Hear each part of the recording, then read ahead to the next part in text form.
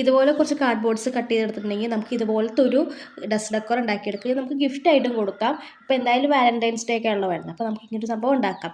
ആദ്യം ഇതുപോലെ കാർഡ്ബോർഡ്സ് എല്ലാം ഹാർട്ട് ഷേപ്പിൽ കട്ട് ചെയ്തെടുക്കുക. എന്നിട്ട് പലതിനും പല രീതിക്കുള്ള പാറ്റേൺസ് എടുക്കുക. ഞാനിതിൻ്റെ ഒരെണ്ണം കളർ ചെയ്തെടുത്തു, ഒരെണ്ണം ഇതുപോലെ പേപ്പറിൽ എന്തൊക്കെയോ എഴുതി അത് ഒട്ടിച്ചു കൊടുത്തു. പിന്നെ ഒരെണ്ണത്തിൽ ഇതുപോലെ കുറച്ച് പേപ്പേഴ്സ് കട്ട് ചെയ്തെടുത്ത് ഇങ്ങനെ ബ്രഷിൻ്റെ അടിയിലേക്ക് വെച്ചപ്പോൾ അപ്പോൾ ഇങ്ങനെ പൊങ്ങി നിൽക്കും ആ സംഭവം. എന്നിട്ട് ഇങ്ങനെ കംപ്ലീറ്റ്ലി ഒട്ടിച്ചു കൊടുത്തു. ഇത് കുറച്ച് അധികം നേരം എടുത്ത് ഒട്ടിച്ചെടുക്കാനായിട്ട്. ചെറിയ പേപ്പർ എടുത്തോട്ടോ, കുറച്ചുകൂടി വലിയ പേപ്പറാണെങ്കിൽ പെട്ടെന്ന് തീരും. അങ്ങനെ ചെയ്തെടുത്തു. പിന്നെ ഒരു കപ്പ് എടുത്തിട്ട് നമ്മൾ ഈ തൈര് വാങ്ങിക്കുന്ന കപ്പില്ല, ആ കപ്പാണ്.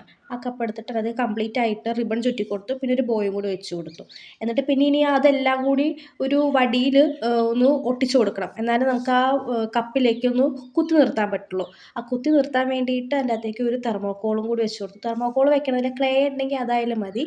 എന്നിട്ട് കംപ്ലീറ്റ്ലി ഇതുപോലെ ഒന്ന് അഡ്ജസ്റ്റ് ചെയ്ത് കുത്തി വെച്ച് കൊടുക്കുക. അത്രയേ ഉള്ളൂ സംഭവം. ഭയങ്കര ഈസി ഉണ്ടാക്കാനായിട്ട്. അപ്പോൾ അത്രയേ ഉള്ളൂ. ബൈ.